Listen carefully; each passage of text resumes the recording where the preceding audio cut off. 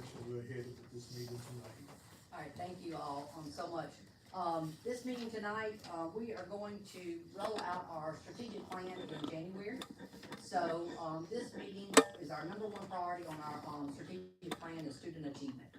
And I think this is probably the best time we've ever had all these ladies in the curriculum team to come and present what they do every day.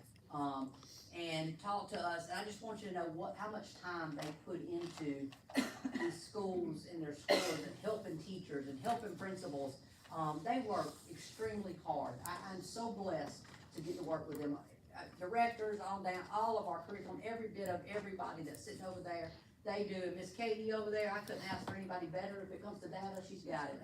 She is amazing. She's going to present at 6 o'clock and wrap up all of this. But tonight they're going to I'm going to not take your time because they all have something to say. So they're going to get up and present to you tonight, and so we'll go from there. So, ladies, we'll start on this here. First of all, I want to say thank you for this afternoon. And before the curriculum team presents their data, I do want to introduce the team to you and let you know about their role. First of all, this summer, the curriculum team was restructured a little bit, and that was to provide more targeted support in the content areas, and there is a coach in each of those content areas. And the purpose of it was to support the school staff better and to enhance our professional development opportunities. So the curriculum team and their role are Miss Amanda Fowler, she's K through 5th grade math. Miss Cherie Fitzmaurice, she's 6th through 12th grade math. Miss Jenny McKelvin is 4th through 8th grade science and social studies. Miss Jennifer Beninato is supervisor of middle and high school science and social studies. Miss Kayla Pittman is K through 3rd ELA science and social studies. Miss Ashley Milton is 3rd through 5th ELA. And Miss Mary Mobley is filling in for 6th through 12th grade ELA. And then of course we have Miss Katie Miller, who is assessment and accountability. With this restructuring, it has led to more focused professional development, and throughout the summer and this school year, the team has led professional development sessions, and they've provided direct support in the classrooms and at those school level meetings. So at this time, I'm going to turn it over to the team. They're going to share the data along with some implementation strategies, and all of this is aimed at improving student achievement and helping us reach our district goals.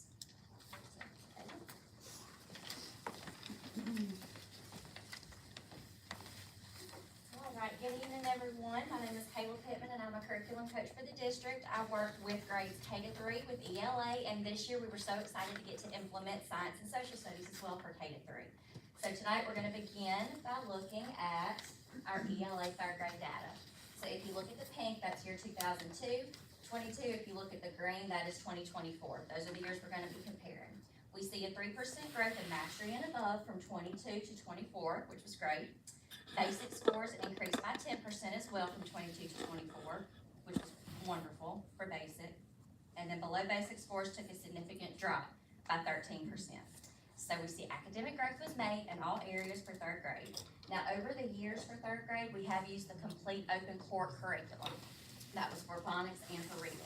This is done very, very well. We're going to keep the foundational skills section of open core. We refer to that as our green section if you're in the schools and you hear us talking about it, because we've seen such good success with it. However, we are going to implement, or we have implemented, a new Tier 1 ELA curriculum this year called Guidebooks. And it will boost student engagement. It's boosted the rigor. Our 3rd grade teachers are going through extensive training with it, with Edu 2020, to master that content. And we have provided them lots of opportunities throughout the year to continue to grow with it. There's lots of evidence-based questioning and skill development in it that also has increased the rigor within those students in 3rd grade, and it's really going to assist them on the leap for 2025. We will continue to use amplified DIBELS for beginning, middle, and end of the year screeners to monitor student growth for remediation throughout the year. We use small groups for interventions to target and strategically craft different skill sets that the kids need to grow throughout the year. We have coaches at each school who go over that data, and Ms. Ashley Milton and I work closely with them to ensure that that data is accurately studied and utilized to help the students make gains in the classroom. And now I'm going to turn it over to Ms. Ashley for grades 4 to 5.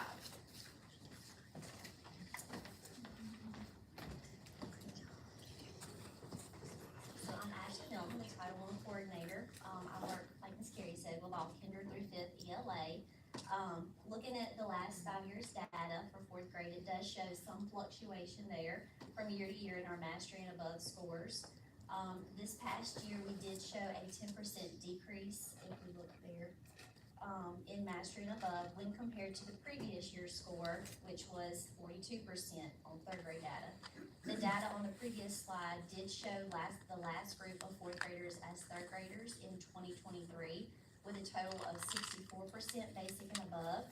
We did see growth, however, with this group as fourth graders from last year with 67% scoring basic and above, and that's combining that 32 and 35%. So we were pleased to see the 3% increase.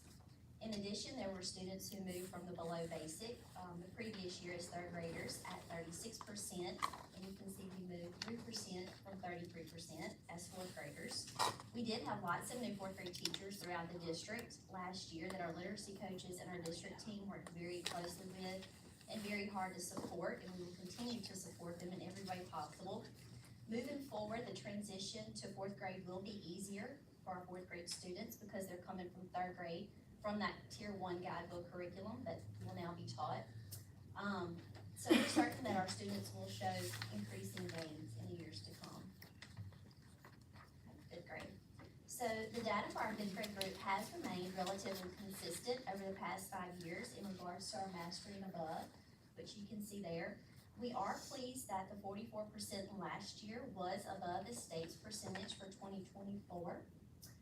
So our next steps, just thinking about third, fourth, and fifth for the future, we will continue to provide lots of curriculum and instructional support with guidance from Edu 2020, who we partner and work very closely with. We've been very fortunate to continue the in-depth learning and professional development with them. Also, we're excited to include third grade teachers this year with that journey. And they have had the opportunity to dive extremely deep into the guidebook units. So our push for guidebooks is to really focus on the daily objectives and how they connect to the let's express our understanding or the outcome of each lesson. This will tell us directly if comprehension and the understanding of the skills for the lesson were met. Also in planning, our goal moving forward is to embed more opportunities for student engagement, which will allow for more ownership of the students.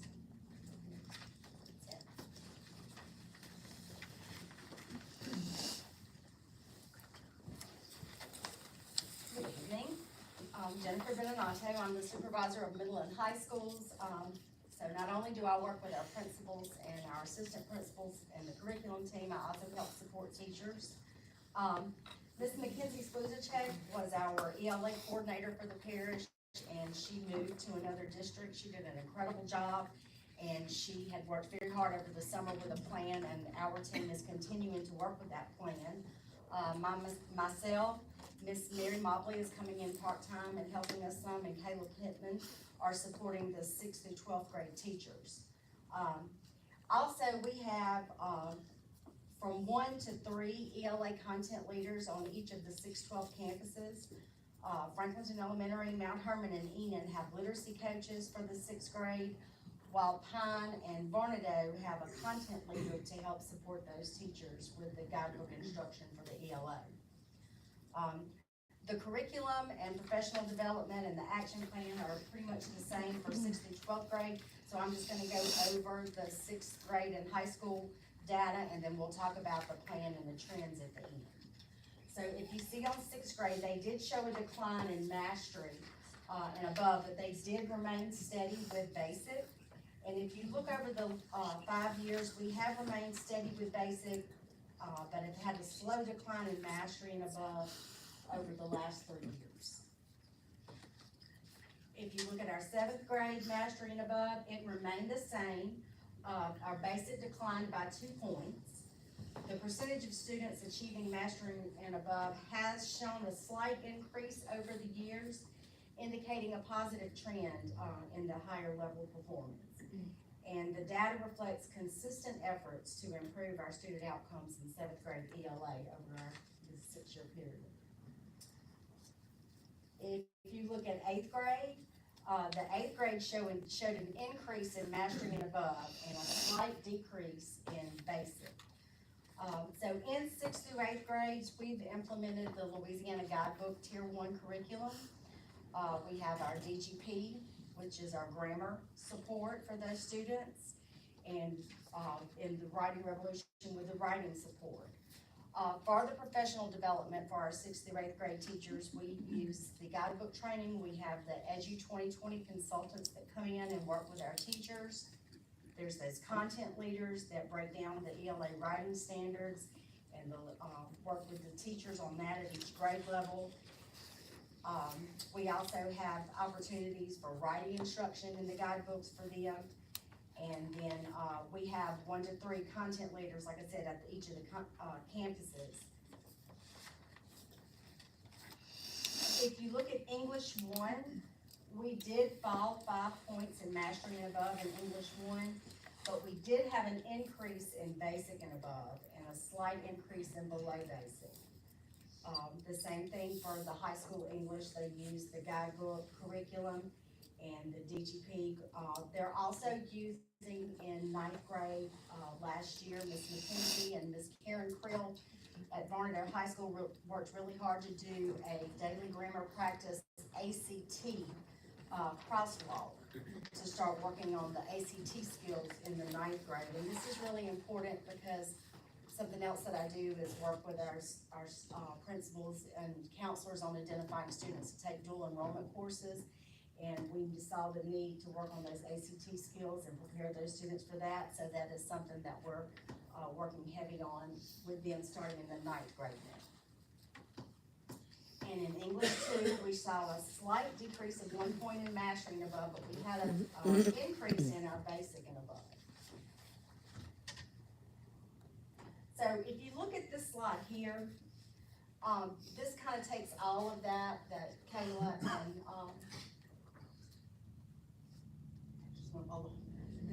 Ashley and myself, I'm sorry, I'm nervous, I don't know why.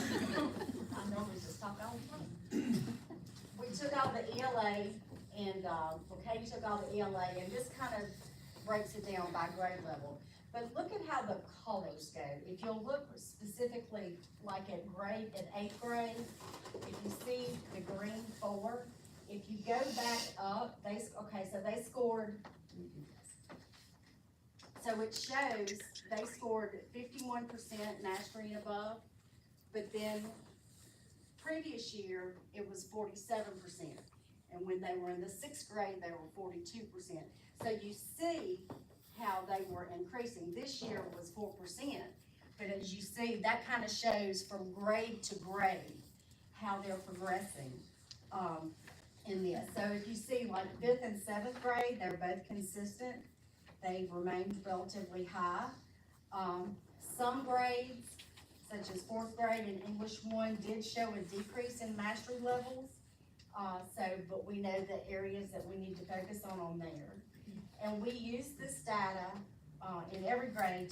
This is for looking at our student growth. This helps us predict future trends and make sure that we're making good informed educational decisions when we're working with our principals and our teachers.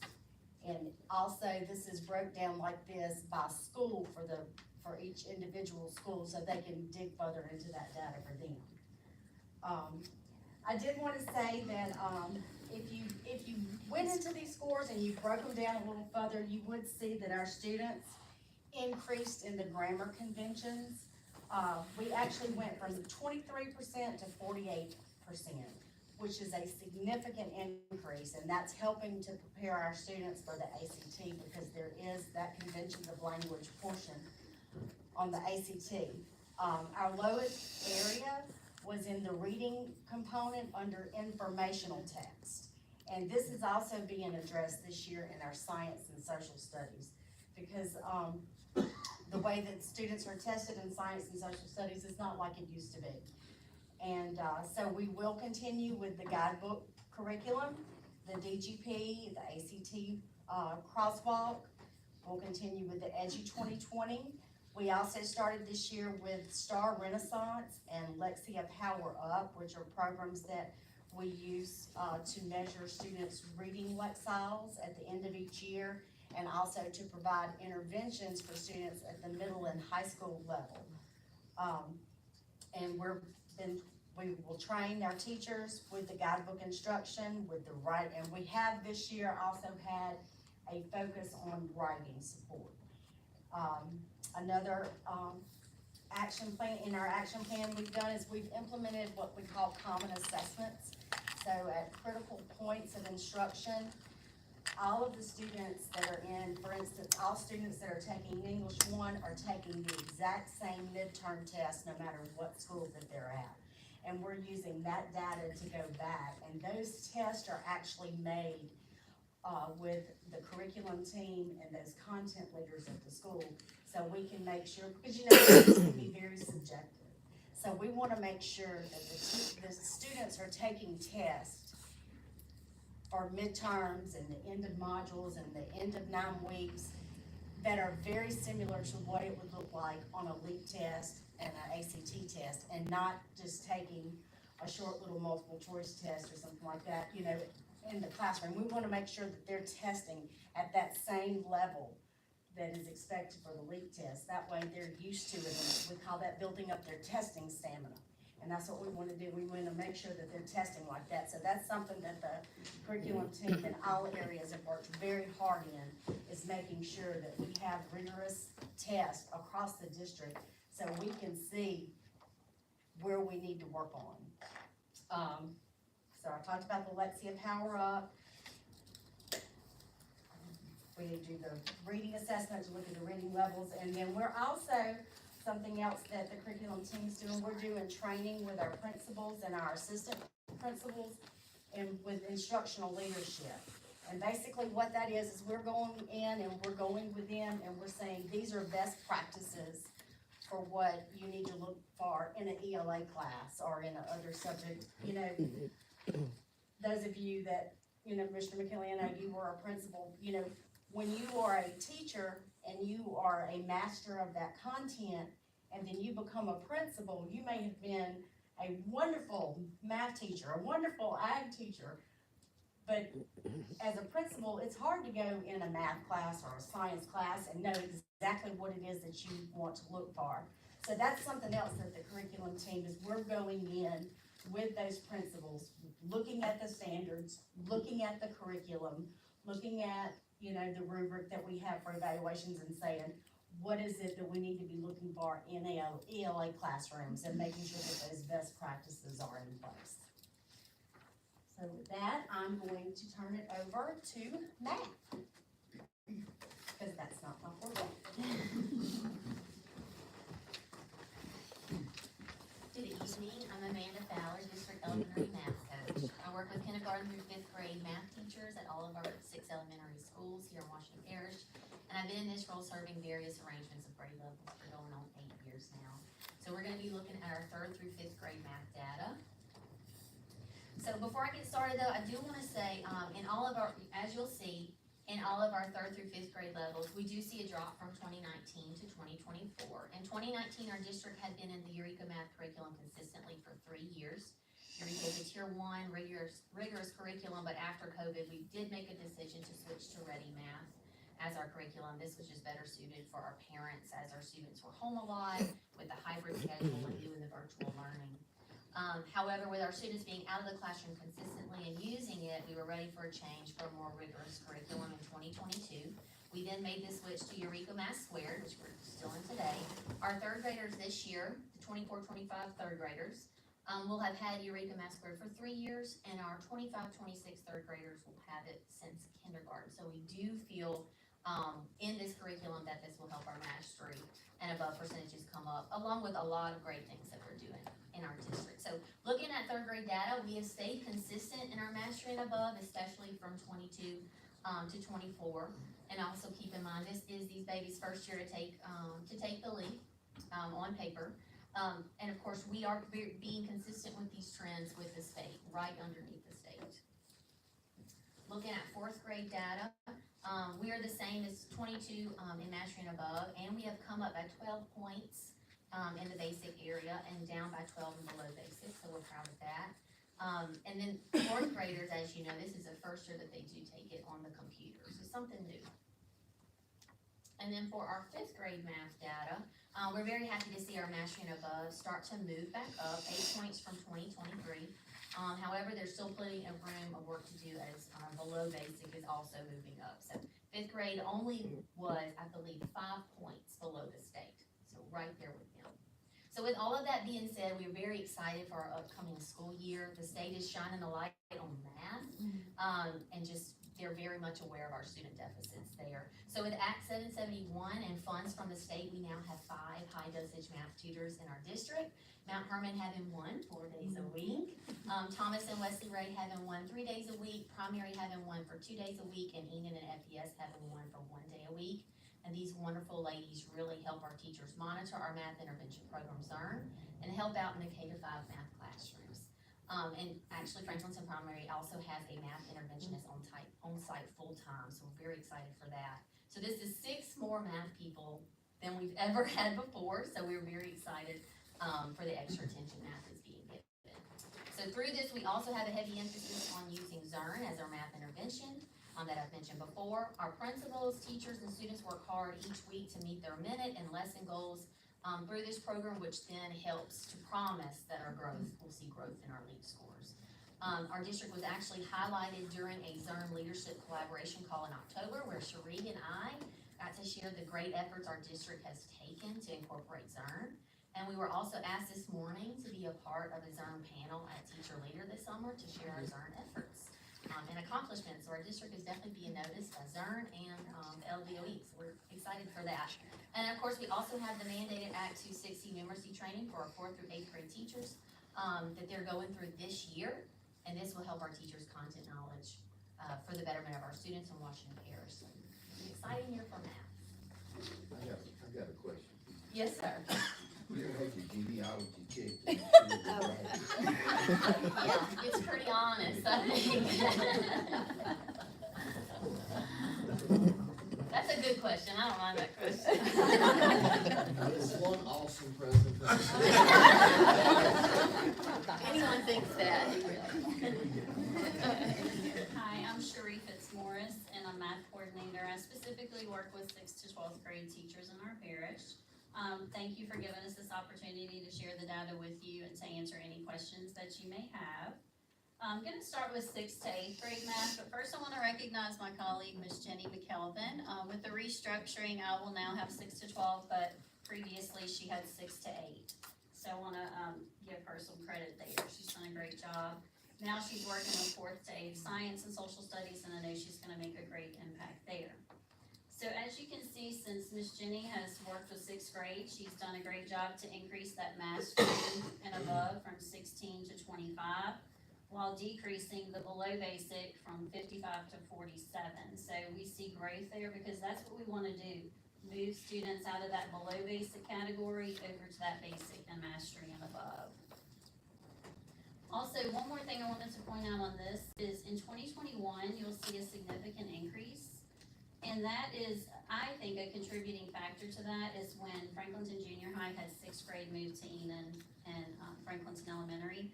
That increased their math time, and anytime you increase a student's time in a subject, that's going to ultimately help impact their achievement.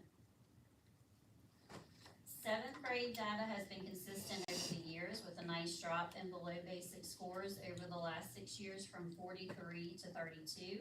So again, students are moving out of that below basic range into basic and above, which is a sign of growth. So 8th grade data has been consistently low. Our focus this year is to really dig into the curriculum and make sure it's properly aligned to the standards. We have great teachers and a great curriculum, but we feel something is disconnected with this grade level.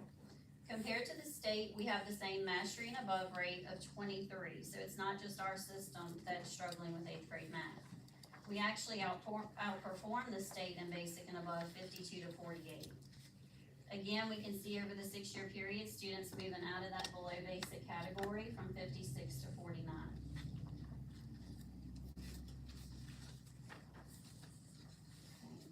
Algebra 1, we've made some really big gains over the last 7 years. We had some really significant gains our first year of Eureka in 27-18, which is not on this slide, but we were actually at 42% basic and above And then our first year, Eureka, we were 67% basic and above, and we've remained pretty consistent with that. I think it's pretty incredible, actually, to have 42% basic and above, and that's where our mastery and above numbers are falling, so that's pretty good. 2021 is the lowest on the chart. Like any other subject and grade level, a big contributing factor to the decline was dealing with post-COVID effects. We as well changed our textbook to be a more traditional approach, thinking that would help students while they're at home rather than Eureka. And although our scores did increase in 2022, we knew that was not a rigorous enough curriculum. So we did go back to Eureka Math Squared, and you see that significant peak in 2023. And although we did have a little bit of a drop, our scores are still actually really good compared to where they were years ago. Most importantly, when you look at the cohort growth in a couple of slides, you're gonna see our students are growing and learning gaps are decreasing as students move from 8th grade to Algebra 1. When looking at our data compared to the state, you're gonna see that the state is at 39 mastery and we're at 36. So we're just below. And we actually outperform the state when looking at basic and above. We're 64 and the state's 62. We're moving our students towards basic and above, indicating growth. All right. Geometry data has continued to improve over the last 6 years. Our district is really blessed with some amazing teachers and the curriculum that we use. Most of these teachers have been the same teachers over the past 6 years and have not left our district, so that's very important. In 2021, that's the lowest, and that's because post-COVID, we didn't use LEAP data because we didn't have any to place students in geometry. We used grades, and grades are very subjective. So we did have students in geometry that probably didn't need to be. Alright, I'm happy to mention that our school system outperformed the state in advanced, mastery, and basic levels. At the advanced level, Washington Parish was at 8% while the state was 6%. At mastery, Washington Parish was at 31% while the state was at 24%. And at the basic level, Washington Parish was at 40% while the state was at 28%. That puts us at being 79% basic and above while the state's at 58%. So again, we're continuing to move students out of that below basic category. All right, and then this is the cohort data I referenced earlier. I want to point out that we are closing the learning gaps from 8th grade to high school here. You can see that although we had a drop here from year to year, that's a 15% growth as these 8th graders go to Algebra 1. You can see that growth every time. So we're working really hard. All right, I want to end by reminding everyone that math is a subject that continually builds, and if students get behind in one grade level, it has a compounding effect, and we are decreasing those gaps as students enter high school. As Ms. Amanda stated, the Act 260 numeracy training focuses on vertical coherence that can only have a positive impact on student achievement. We already have 6 teachers along with myself who have completed this intensive training. Our school system has received several shout outs from the LDOE about how we're handling the numeracy training, and I've recently been chosen to serve on their committee of practice to help support the implementation efforts. The state providing tutors in K-5 is very big for our parish, and our students are getting math interventions through CERN. Mrs. Amanda already stated those positive things. I won't repeat those again, but we are thankful for the state giving math some much needed attention. So we believe that's going to increase our student achievement. Thank you. Science.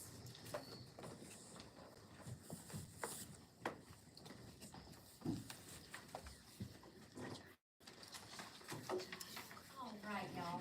So as we get into science LEAP scores, it's important to first note that ELA and math scores on LEAP are double weighted in the elementary grades. This simply means that subjects are counted as double, and students are learning to read and acquiring early numeracy skills in elementary, which is why they are double weighted. So in reference to the science scores, from 2022 to 2024, we see a 3% decline in mastery, a 1% decline in basic, and a 3% increase in below basic scores. As we can see, this is a big area of need, and lots of improvement can be had. So students have not received a lot of time for science and social studies knowledge up to 3rd grade. Open Court Reading incorporated brief aspects of it within the curriculum, and Elevate Science was also used to supplement for benchmark students only. Benchmark students are those that scored on grade level with our universal literacy screen, meaning that any students scoring below basic did not receive any content or instruction in that area. So growth has been limited. We know our students need more background knowledge in both areas for more academic success to be had. To combat this, we've created an action plan where we have adopted Amplified Science and Value Bridges social studies curriculums for all 3rd grade students this year. It is built into the students' daily schedules. They receive it every single day. And our 3rd grade teachers have been receiving professional development and training on it throughout the year and will continue to receive it until they master the content. This year, our K-2 students in benchmark groups are also receiving this content, which we're super excited about. We hope this will grow student background knowledge on both subjects and in turn enhance the student gains in the years to come. We've seen great results so far and so much excitement from the teachers and from the students with these curriculums parish-wide. So it's been really great to see. Now I want to turn it over to Ms. Jenny.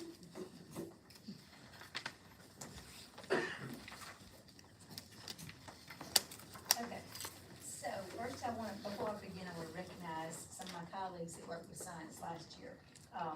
Ms. Katie Miller worked with, grades 4 to 6 elementary science, and Ms. Jennifer Benato worked with grades 6 to 8 junior high science. All right, scores in science have been ranging from 23 to 27% mastery and above, and in 2023, this increased to 29% mastery and above. Last year, the scores did dip down to 18% mastery. This year, we've decided we're implementing Amplify Science in all 4th grade classrooms. The only problem we find at 4th grade level is that time is always an issue. Other subjects take priority and usually receive 2 to 3 times the amount of time for instruction compared to science. So we have an action plan that's actually gonna go for all of our science, 4 to 8. We're gonna provide PD at each grade level, whether it's sometimes at the school or an individual teacher is needed. We're gonna have weekly and monthly observations with look-fors, classroom assistance and support and modeling, and help with pacing and planning. Now, when you look at 5th grade scores, they are significantly higher. Although mastery and above scores peaked at 33 and 35%, scores have dropped where it bottomed last year at 26%, mastery and above. We, also at 5th, we're still using, Amplify Science. Now, 6th grade's a little bit different because we have the same kind of trends, what you're looking at. We have elementary campuses, which is Enon and Franklinton Elementary. They have their 6th grade on the elementary campus, but the other schools have it on junior high campus. So we're comparing where we're looking at now. Some of them have 30 to 35 minutes of science compared to the junior highs that have 50 or 55 minutes. We still seem to have some growing to do. It looks like we went down again, but we're gonna definitely take more time, and we're gonna do the same thing we talked about. We did have PD at the beginning of this year with writing with the science curriculum with Edu 2020. We've actually had some walkthroughs with them also. And then when you get to science in 7th grade, these are on junior high campuses. So now that we're looking at it, the data's starting to look a bit better, just because the time is actually getting a little bit better because you're getting 50 to 55 minutes. We are trending up in mastery and above, but we had a slight decline this year. However, our basic increase, we remain steady and below basic. The state average for mastery and above is 30%, so we're not far from it. We're also ahead of the state in basic and above, and the state average for below basic is 43%, where we're at 39%. Last year, Ms. Benato implemented a district pacing guide for 7th and 8th grade, and she presented PD. Both of these grades are using the iScience curriculum, and they also implemented those common assessments for beginning year, midterm, and final, like she mentioned a few minutes ago. And then the last one is 8th grade science. All right, we've remained steady for the last couple of years. It should also note that we're same average as at the state for mastering above. These students also receive 50 to 55 minutes of instruction daily, and this shows the more time spent in science, the higher the science scores will be. Ms. Beninato also implemented the same things for 8th grade as she did 7th grade. So, we're looking at things to improve. Now I'm gonna turn it over to her to do high school science.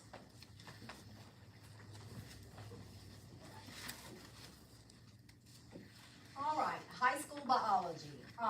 We are making slow, steady progress in biology. We transitioned to new science standards and a new format of elite testing in 2022. And one of the major things that this test moved to is from content, rather than the students having to just look at the content, they have to do what they call thinking like a scientist. So not only do they have to know the content knowledge, they have to do things on the test where they investigate and evaluate, they reason scientifically, and they connect ideas across it. And this is a shift for our science teachers, and they are working really, really hard in their delivery of instruction to these students and making sure that we're having these types of assessments and of activities in the classroom that align with the standards. We were using Miller and Levine, which was a tier 2 curriculum in biology, but it had the content, but it didn't have that 3D, what they call the 3D assessment model, which is that thinking like a scientist. So this year we started implementing the Open SciEd. We actually received a grant, and we were able to purchase materials for hands-on learning experiences for our biology and chemistry teachers. And we're transitioning into that new curriculum. One of the other areas when you really dig into the data for the testing, there's a writing portion in science now. And so we had to make sure that we are providing support on that. We had PD at the beginning of the year on writing in science and social studies. And because we know now that simply having the content knowledge is not enough. They have to have these scientific skills, and they have to investigate and apply this content knowledge, and they have to be able to do the writing with that. Some of the professional development opportunities that we have done in biology, our biology and chemistry teachers attended the Open SciEd training this summer.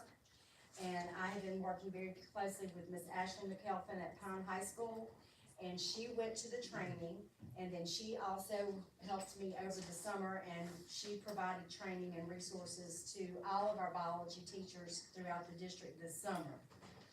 We're also working with Edgy 2020 on science with the writing. We're doing those walkthroughs with the principals and the assistant principals again. We're doing the common assessments. We're looking at specific work that they're doing and doing a work analysis protocol for those teachers. They have a pacing guide now where everybody is on the same, teaching the same thing at the same time across the district. And they're sharing, Miss Ashley has shared PowerPoints and assessments and lab experiences. And we're putting all that together, and the common assessments again. Last year we did common assessments just at the beginning of the year, midterm and final. We are actually doing common assessments this year at the end of every unit. So they're getting those more rigorous assessments more frequently throughout the year, and we're really seeing the trends continuing to go up with that. So, is this moving? Yeah, I'll be back in just a second. I just want to sit right here. So, looking at this, you see that science scores have really fluctuated over the years. We do have an action plan in place, and now we have coaches at each grade band level. So that's gonna be a big increase. In regards to social studies, we actually do not have any data to report because, the new test is being developed, and this year we're gonna take, the new social studies test because we got new standards. Last year was like a field test. So, Kayla Pittman mentioned earlier, Bayou Bridges has been implemented in K-3 classrooms. We also implemented it last year in grades 4 and 5.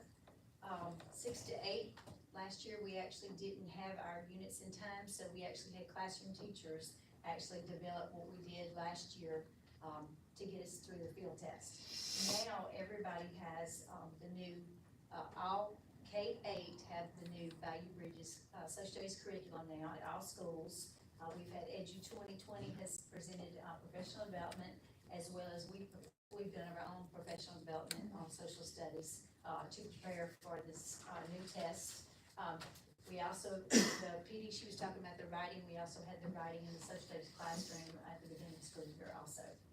And we have, 7th and 8th grade have a common midterm, they have a common final exam. They actually have the common assessments at the end of each of the units in Value Bridges as well. So back to you. Last slide. All right, US history. US history was not a field test, but I do want to note that we were declining each year in US history. And last year we turned the curve and we started coming up. We offered so much support in ELA and math, and as a team, we saw that we needed to have more support in science and social studies, and you can see that we did that, and we still need to improve, but we did show that 3% increase in mastery and a 5% increase in basic and above. And I also wanted to point out that the state average for mastery and above was only 29%. So we're trending in the right direction, and there is not a huge gap in the state and the district schools. I also wanted to talk about with the curriculum, we've been using textbook resources. And when you're talking about social studies and you're talking about history, you can't just leave it in the textbooks because things are changing all the time. This year, we have added a curriculum called Active Classroom for our high school teachers, for world geography, world history, US history, and civics. And this is an online curriculum that not only addresses the standards, but it has primary resources, interactive maps, and writing activities to help adapt the new standards and the new assessment that the state's created. One of the most exciting things that I can say about this curriculum is it has up-to-date resources. In US history, the current textbook that we were using stopped at the Obama administration, but with the new standards and the new testing, there's a portion on about the modern era in testing. So we need to have, resources and sources for the kids to look at where they can look at how, the past is helping to predict and provide sources for them to say, compare the past to the future. With the new science, social studies standards, the goal is for the students to understand that their lives and the concerns of the people who made the history, then take it and then develop a perspective to that and be able to analyze those sources from a modern day perspective. So the way that we learned history, the way that we had to remember places on a map and dates, that's not the case anymore. That's not how students are tested on history anymore. They have to be able to talk about how, how it was different, or how, by this happening in history, how this changes the way that we think about the way that we respond to wars, or we respond to different types of things that happen in history. So it was very important that we have a more modern curriculum to address the way that they're tested. For our professional development, again, we had the gentleman from Active Classroom come in and provided the training. We are also having professional development with our US history and civics teachers. We've been sitting down, we've been breaking down those standards, and we've been looking at the skills and the practices and analyzing the work together. We had the writing with the Edu 2020. Again, common assessments. Last year, it was just the beginning of the year and midterm, and then you had the leap at the end. This year, we have the common assessments at the end of each unit. Again, content-specific walkthroughs, going through with those principals and those content leaders on campus, and sitting in social studies classrooms and looking at all the resources we have and saying, what should you see in a social studies classroom? I do want to note that they are phasing out US history as the required LEAP test. It's going to be civics. So I am currently, Ms. Jenny and I are currently working with a cohort of districts to provide our teachers with pacing guides and curriculum materials and LEAP guidance as we're transitioning to a new LEAP test for the 3rd through 8th grade and social studies. So while we're making improvements, 2025 will be the last year that an entire cohort of students will be required to take the U.S. history test. So we will continue to have testers, but it will be those that didn't take U.S. history during their 10th grade year. It'll change to civics once we start looking at that. Right. Alright, so our team just presented a lot of data, in reference to one component of our district performance score, and that would be LEAP. So later, in just a few minutes, really, Ms. Katie Miller, during committee meeting, she's gonna outline the other components that make up our score, our overall score. But in thinking about those LEAP assessment results, you may be wondering, okay, so now what? Right? What do you do with this information at the district and at the school level in order to promote continued improvement? So I'm gonna wrap up with just a couple of notes for you. So first, this data that you just heard is part of our needs assessment. LEAP is crucial, but it's not the only part that's analyzed. It's that other things make that up. Other data points would be attendance, discipline, surveys, teacher retention rates. All of those things go into play with making up LEAP and academic results. All of this plays into our district strategic plan. Ms. Thomas has outlined student achievement as number 1, and improving our LEAP mastery rates, that certainly is part of that priority. Secondly, in addition to the district plan, each of our 10 schools, they receive their own data broken down, just like you saw this today. This is used as part of their very own needs assessment, so they can analyze areas of strengths and weakness and where they need to grow. So from there, they have a school improvement plan, where they target goals tied to areas that need improvement, as well as pinpoint strategies that they need to continue. Principals communicate these goals with faculties and stakeholders, and here at the district level, we support them in creating those goals. We support them in giving feedback on what their goals are and what their strategies are. You've heard lots of knowledge for this today, so that's our job, is to support. Ms. Thomas, she's gonna be sharing more about our district's strategic plan soon, but if you're curious about the school improvement plan of the school within your district, I encourage you to reach out to the principal.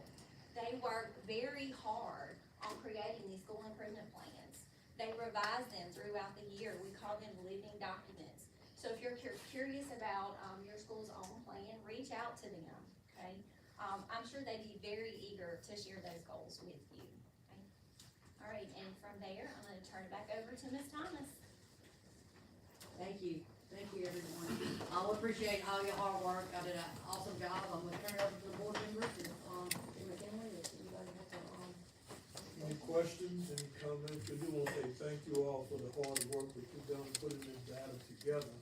And as you were presenting, I'm looking at this year's scores, and I pulled up on the phone next year's scores. So it'll be a tougher challenge next year to get some of the scores that we have now. But we believe in you all, have the skill sets to put it together to get it to our teachers and to our students. And I agree with Ms. Thomas that, our student academic progress has to be top priority. We have to get kids to the point to where they can compete when they leave our campuses, whether it's workforce, military, vocational college, 4-year colleges, wherever they go, not just competitive in Louisiana, but globally.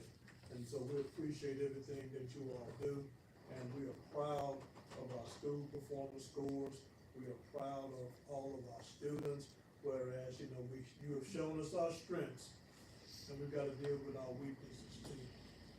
We're like the demons, that went in at halftime and made some adjustments, and we're gonna keep making adjustments, and we're gonna get in that championship, and, we're gonna win Friday. That's gonna continue to boost morale, and it's just gonna be a great year in Washington Parish. Anything from any other board member? I would like to say thank y'all, but my question is, if you had to sit down with the governor, because there's more ways to skin a cat, if you had to sit down with the guy who runs this state and looking at all the data and all, the things to change, say math, English, you know what I'm saying? Because y'all intelligent women, y'all on the front lines, the teachers are really on the front lines. And there's more ways to do one math problem. I'm just using math for an example. What would you tell him that we can change, that needs to be changed? Because they give us a guideline. You know, the state says, oh, this is a guideline. It's a guideline. Y'all are very intelligent. Do y'all ever go outside that guideline and say there's something else we can do to make it better? Because it's only a guideline. They give you a policy. And I'm just asking because there's a guideline. Y'all intelligent, y'all know, y'all are on the front lines to this. I would say if we want our I know they want to students answer, to but I'll say number one for be. me, I gotta sit down with him right now, I would ask him, why are we testing our students more than the federal government requires us to? Right. That would No, be my that's first what I'm and saying. foremost question for him, Right. as our governor, why don't we lay off, and maybe we wouldn't look at our population of our teachers are losing so many of them, what's going on, as far as, all we're looking at, we're testing kids Right. to death, and I think these ladies know that, I think they would agree, if they got to sit him in a room and we could ask him that, that's the number one thing I would ask, because we test more than the federal government requires Right. in Louisiana. Well, I'm just saying, so they give us a policy, and if you don't know, policy is not law. Law can only be passed by Congress. So the Department of Education, and I'm gonna tell you right now, and I'll be the first to say it, I don't care if you're on TV, is going bye-bye. And that's gonna be the greatest thing that we can do. Because they give us a policy and say, you have to teach it this way. Well, there's 50 times, you know, a child's brain, they are geniuses, if we let them use them. Until then, though, Mr. Giles, we have to, what they hand us, those are the guidelines we have to go by, because our kids are tested on those guidelines. And that's what our teachers have to teach, So then, unfortunately, so that's you the way. need to get it is. legislators involved and get this changed. Absolutely, and that's the only way. And we may laugh, but I'll tell you what, I'll stand up with each one of y'all. If you think I'm scared to talk to the governor, you got the wrong person. Because y'all are in the fight. The teachers are in the fight. The kids, when you tell a kid 3 times 3 is 9, well, there's 50 different ways. One child can say, he can just think and say it's 9, but y'all gotta draw a box to get a box to get a box. That's absolutely absurd. And it needs to change, is what I'm saying. And I don't know, I'm not scared to call him. I agree with you, Mr. Giles, but I think it's not their responsibility, we are board members. And so if there's change that needs to be implemented, it begins with us. And, we can talk about who's in office. We gotta think about who put these people in office. Now, you wanna make a difference, then, you know, Then we can change policy. We are the policy makers for this parish. yeah. Then we can change policy. Then why don't we sit down and change the policy for the better? No matter what the state's policy, we are our own policy makers. Let's change, we got some geniuses out here. Let's use them and change the policy. Any other comments from board members? Hey, I was impressed with all the presentations and, well-spoken, at ease in front of the board, you know, and, anyway, I thought they did a great job. Anybody else? I'm really proud of our school system as a whole. I'm proud of our schools, I'm proud of our teachers, and I'm really proud of the staff. You're doing everything you can to meet the requirements that the state is put on, and a lot of those requirements are passed by people that's never been in the classroom. And that's one of our biggest problems. They don't give educators the opportunity to give enough input because they know more about education than we do. I saw you about everyone that is shaking your head. So, if you disagree, I mean, I just think we got problems in the whole system. And, but we're trying to align ourselves with the, state more so than we are the federal government.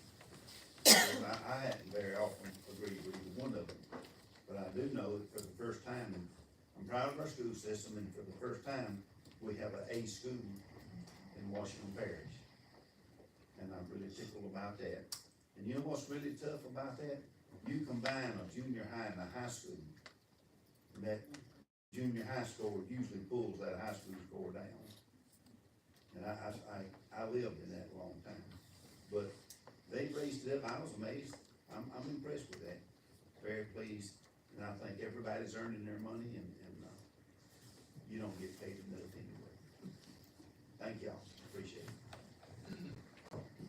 Nothing else, we will adjourn this meeting. We have 5 minutes before, the committee meeting begins. I'll talk about it.